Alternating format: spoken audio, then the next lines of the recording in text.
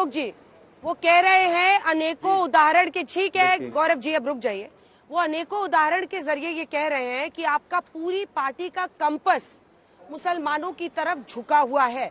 उन्होंने इधर उधर शब्द नहीं किए हैं, सीधा कह रहे हैं कि आपकी पूरी पार्टी का जो कंपस है वो मुसलमानों की तरफ झुका हुआ।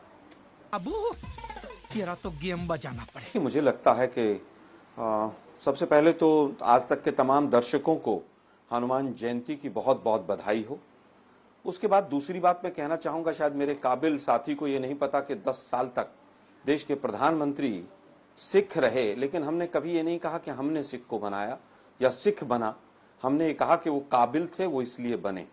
हमने राष्ट्रपति से लेकर प्रधानमंत्री से लेकर और विधानसभा से लेकर और संसद तक सब माइनॉरिटीज को वहां तक समान स्थान दिया। लेकिन शायद बीजेपी वाले सब लोग एंटायर पॉलिटिकल साइंस के स्टूडेंट हैं, इनको पता नहीं है कि देश के प्रधानमंत्री 10 वर्ष तक कौन रहेगी। खैर वापस आता हूं, इन्होंने बड़ी चतुराई से एक वाक्य पढ़ा, झूठा सच्चा, क्योंकि मोदी जी कहते हैं ना, झूठ बोलो बार बार बोलो, झूठ बोलो बार बार बोलो। मोदी जी ने सबको सिखा दिया कि झूठ बोलो और बार बार बोलो। अच्छा बात नहीं है। अंजना जी, आज तक के दर्शकों को मैं क्लियर कर देना चाहता हूं कि देश के प्रधानमंत्री ने बिल्कुल सफेद झूठ बोला और मंगलसूत्र जैसी पवित्र चीज तक जाकर पहुंच गए ये लोग, इनको थोड़ी सी भी लज्जा नहीं आई। कांग्रेस राष्ट्रव्यापी आर्थिक सामाजिक जाति गणगणना कराएगी, आर्थिक और सामाजिक दोनों। इसके माध्यम से कांग्रेस जातियों, उपजातियों और उनकी आर्थिक सामाजिक स्थिति का पता लगाएगी। जनगणना से प्राप्त आंकड़ों के आधार पर कांग्रेस उनकी स्थिति में सुधार के लिए सकारात्मक कदम उठाएगी। अब इसमें कहां माइनॉरिटी है, कहां मुस्लिम है, कहां डिस्ट्रीब्यूशन ऑफ रिसोर्सेज है, लेकिन देश के प्रधानमंत्री का तो नारा ही है कि झूठ बोलो और बार बार झूठ बोलो। Emotional damage. सर्वे तो नीतीश कुमार जी ने भी कराया था, उनके साथ मिलकर सरकार चला रहे हो आप। यही तो सर्वे था, वो जातीय और जिस तरह से आर्थिक सर्वेक्षण था, और आर्थिक आधार पर जो पिछड़े थे उनको 10% आरक्षण तो आप ही की सरकार ने 2015-16 में दिया था। वो एक अलग बात है कि भर्ती नहीं होती है, आजकल भर्ती बंद है। देश के प्रधानमंत्री ने झूठ भी बोला, देश के साथ जिस तरह से उन्होंने विभाजनकारी वक्तव्य दिया, ये पूरी तरह से बताता है कि आप पूरी तरह से पहले चरण के जो मतदान हुए हैं उसमें अब अडानी की सरकार बनने नहीं जा रही। इस बार हिंदुस्तानियों की सरकार बनेगी, और जितना इन्होंने पैसा अडानी और अंबानी और तमाम उद्योगपति अपने मित्रों का माफ किया है, उतना ही पैसा, उतना ही धन हम गरीबों में बांटेंगे तमाम योजनाओं के तहत, उनके शिक्षा पर, उनके स्वास्थ्य पर। लेकिन डर अच्छा लगा, पहली बार इलेक्शन कमीशन के पास 17,000 चिट्ठियां पहुंची हैं अंजना जी, 17,000 चिट्ठियां जो वक्तव्य उन्होंने दिया। हम हर बार सोचते हैं कि मोदी जी शायद अब इससे नीचे नहीं जाएंगे वक्तव्य देने में, चाहे वो 80-20 हो, शमशान कब्रिस्तान हो, ईद दिवाली हो, दंगाइयों को कपड़े से पहचानना हो। लेकिन जब जब चुनाव आता है अंजना जी, तब तब पूरी तरह से ये लोग जिस तरह का खेल खेलते हैं, पूरे विश्व में आज भारत की नाक कट रही है। तुम्हें शर्म है? कुछ शर्म आया है? हम हिंदुस्तानियों की सरकार बनाएंगे, अडानी की सरकार नहीं बनेगी। पहले चरण के बाद मोदी जी को पता चल गया उसके बाद में सत्यप्रकाश जी और नवल जी, आरएसएस ने भी हाथ खींच लिया। और गौरव जी वो कह रहे हैं कि बीजेपी डर गई है पूरी तरह से, जिस तरह कह रहे हैं बीजेपी डर गई इसलिए इस तरह के बयान। हाँ, मैं अंजना जी मेरी बात तो पूरी हो जाने दीजिए, आपने 1 मिनट भी नहीं दिया मुझे। देखिए ये तो गलत बात है अंजना जी। अच्छा पूरी हो जाने दीजिए, एक लाइन रुक जाइए। मतलब सारा समय भी आप बीजेपी को देंगे प्रोमो में। गौरव जी 1 सेकंड रुक जाइए, पूरा कर लीजिए। मुझे लगा आपने पूरा कर लिया है। 4-5 बोल ले अंजना जी, आपका सम्मान है। हाँ बोल। चुप, बिल्कुल चुप। हिम्मत कैसे हुई तेरी मुंह खोलने की? चलिए बोलिए। नहीं अंजना जी, मतलब बिल्कुल ही देखिए, चुनाव पूरी तरह से कहां से शुरू हुआ? मोदी जी ने शुरू किया कहां से? मछली से, मटन से, मुस्लिम लीग, मायोवाद, पाकिस्तान, मुसलमान, नफरत, ये तमाम शब्द लेकर आए। कौन? भाजपा के लोग लेकर आए। आज मैनिफेस्टो में इनको एक शब्द नहीं मिल रहा कि कहीं पर मुसलमानों की बात हो, कोई भी चीज हो। अरे देश के प्रधानमंत्री हैं भाई, आप पूर्ववर्ती प्रधानमंत्री के लिए भी झूठ बोल रहे हैं कि उन्होंने ऐसा बोला कि संसाधन दे दिए जाएंगे। 2006 का वक्तव्य था, 2014 तक प्रधानमंत्री रहे वो। 8 वर्षों में कितने संसाधन दे दिए? और अगर संसाधन दे दिए थे तो वापस क्यों नहीं करवाए वो संसाधन? क्यों नहीं उनके खिलाफ कार्रवाई की आप लोगों ने? जब जब चुनाव आता है तुष्टीकरण, हिंदू मुस्लिम पूरे समाज को बांटना, पूरी तरह से अगर आज किसी भी वर्ग को मानवीय आधार पर आर्थिक सशक्तिकरण की कोई बात कर रही है चलिए अब तो उत्तर कांग्रेस दे दो पार्टी, अंजना तो जी, उसमें क्या गलत? 10 सेकंड कह रहे आप थे, कहते हैं 3 सब मिनट माइनॉरिटी का मतलब मुस्लिम, मतलब आप लोग क्या ब्रह्म ज्ञानी है क्या? क्या हमारे वक्तव्य में अगर यहां पर मैनिफेस्टो में माइनॉरिटी शब्द है तो उसका मतलब मुस्लिम है? जबरदस्त जनता माफ नहीं करेगी। दस्ती मुस्लिम हिंदू करना, चुनाव को पूरा घसीटना हिंदू मुसलमान पर कोई ठीक मुद्दा है। नहीं। 10 साल तक निकम्मी सरकार रही है, 10 वर्षों के बाद आज सांसद घुस नहीं पा रहे हैं क्षेत्र में, ओम बिरला जैसे लोगों को भगा दिया जा रहा है गांव से, और उसी का चलिए पूरा अंजना यह जी, है अब तो कि इनको ये चुप लोग कराइए ना, पूरी हो तरह गया से है, आज हो गया। केवल और केवल जो अपना पुराना पैंतरा होता था उस अब पर आ जवाब सुन गए। लीजिए। हम आज आलोक फिर जी, कहते हैं जनता से, आलोक और जी। जनता भी उसी पर वोट दे रही है। महंगाई, बेरोजगारी, अब जवाब चीन की सुनिए। घुसपैठ, इलेक्टोरल बॉन्ड्स, इनसे कैसे ध्यान भटकाया जाए, ये मोदी जी की चाल है। लेकिन जनता हमसे ज्यादा समझदार है।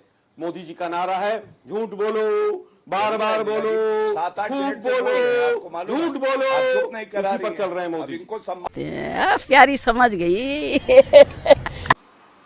देखिए, मुझे लगता है कि ऑर्डिनेंस के बारे में बहुत बार चर्चा हुई, उस तरीके के ऊपर डिस्कशंस हो सकती हैं, लेकिन वो जो काम किया गया उसके बाद कई लोग ऐसे थे जिनके ऊपर राजनीतिक रोटियां बीजेपी सेकती है, वो लोग जेल के अंदर गए।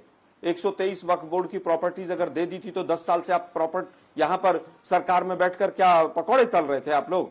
वापस अरे क्यों नहीं कर वापस लिया ले रहे आपने? हैं हम। सैकड़ों हमने तो वक्फ बोर्ड की notification प्रॉपर्टीज कर दिया आज भी अंजना जी। केंद्र सरकार और राज्य सरकार के कर अधीन दिया, है। कर क्या दिया, ये सच पकड़े नहीं गए, है? अच्छा हुआ। दिल्ली के 5 सितारा कई होटल वक्फ बोर्ड की प्रॉपर्टी पर है, क्या ये सच नहीं है? लेकिन 10 साल से क्या पकौड़े तल गौरव जी, रही थी रुक जाइए। सरकार? केवल हिंदू मुसलमान गौरव जी, चुनाव बीच में में। याद आता है। सीए 2020 से अभी तक 2020 से अभी तक क्यों नहीं लागू किया आप लोगों ने? एनआरसी पे हेमंत बिस्व शर्मा आपके खिलाफ कह रहे हैं कि हम एनआरसी यहां पर लागू नहीं करेंगे। क्या इसका कोई जवाब है इनके पास? धारा 370 के ऊपर बार बार डिस्कशन हुआ कि उसके ऊपर देश के प्रधानमंत्री से लेकर गृह मंत्री से सब झूठ बोलते हैं। उसमें 2 बदलाव किए गए और 2 बदलाव में से भी एक जो है वो 15 साल टाल दिया गया। क्या ये सच नहीं है? क्या उससे पहले 36 ऐसे बदलाव नहीं हुए? क्या वहां पर 2 प्रधानमंत्री थे, उनको एक नहीं किया गया? तमाम चीजें नहीं की गई। लेकिन जिस चीज से वोट मिलती है उसके ऊपर केवल बात करेंगे। चीन के ऊपर बात नहीं करेंगे, घुसपैठ करके बैठा हुआ है। महंगाई के ऊपर बात नहीं करेंगे, बेरोजगारी के ऊपर बात नहीं करेंगे, पेपर लीक के ऊपर बात नहीं करेंगे, नोटबंदी के ऊपर बात नहीं करेंगे, जीएसटी के नोटिस, इनकम टैक्स और सीबीआई ईडी के दुरुपयोग पर बात नहीं करेंगे। किस तरह से मुद्दों को भटकाया जाए, ये पूरा का पूरा अमला इस काम पर लगा हुआ है। मैं फिर 1 घंटे का शो है, मैं बात पूछना चाहूंगा, देश के प्रधानमंत्री ने झूठ बोला कि इसके अंदर कहीं पर भी प्रॉपर्टीज को बांटने की बात हो या किसी भी तरह से मंगलसूत्र की कोई बात हो।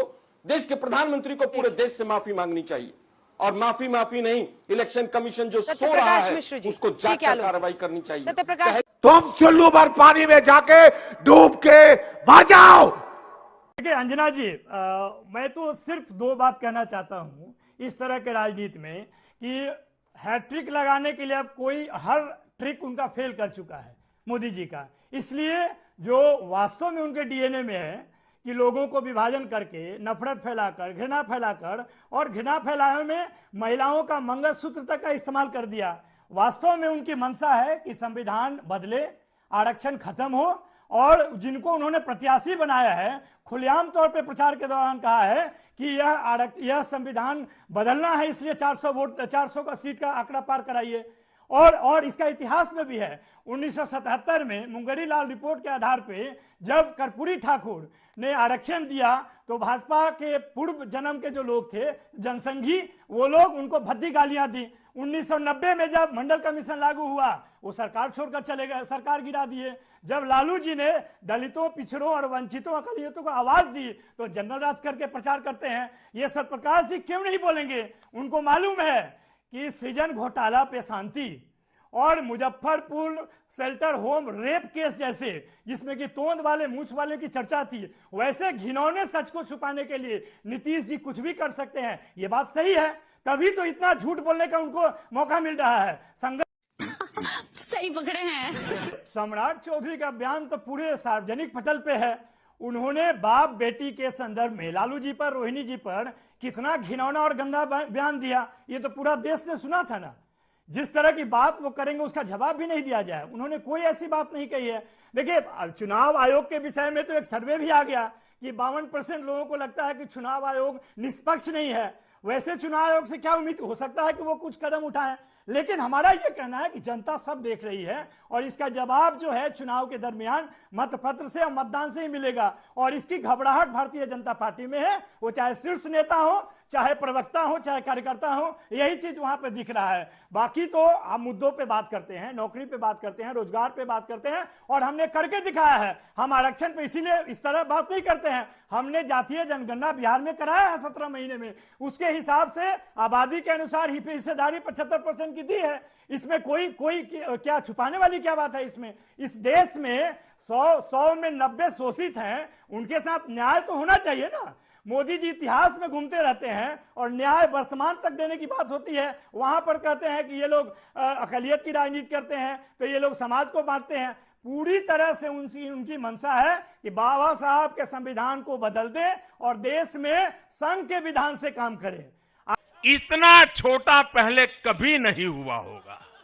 आपके बगल में चिराग पासवान जी बैठते हैं और आप परिवारवाद पर भाषण देते हैं। आपके बगल में सम्राट चौधरी बैठते हैं, उनके पिता और माता दोनों राजनीति में थे और आप भाषण देते हैं परिवारवाद पे। इस तरह का झूठा और ढकोसला बयान और राजनीति जो है वो तो भारतीय जनता पार्टी पे है। बड़े खुशी की बात है कि अंजना जी चर्चा कर रही है कांग्रेस पार्टी के घोषणा पत्र पे।